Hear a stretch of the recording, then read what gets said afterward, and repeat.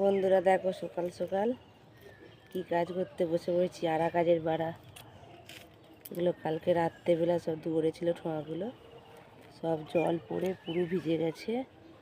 এই দেখো সকালবেলা যে রোদ হতে যে রোদে দিচ্ছি কত ঠোঁয়া ভিজে গেছে। এখানে আছে এখনও, দেখো এখানে আছে এখনও, ওখানে কাগজ আছে এখনও। মিলে দিই এইভাবে, তারপরে তোমার দিকে আবার দেখাচ্ছি কতগুলো।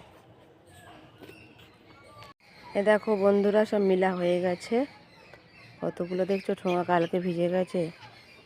আরা কাজের বাড়া বেশি 250 ঠোঙা ভিজেছে। এই দিকটা দেখো শুধু 250 ঠোঙা, আর এই দিকটায় গোটা কয়েক 500 আছে। আর দেখো ওই কাগজ কাটাগুলো ছিল, কেটে রেখেছিলাম আজকে গোল করবো বলে, ওইগুলোও সব ভিজে গেছে কত।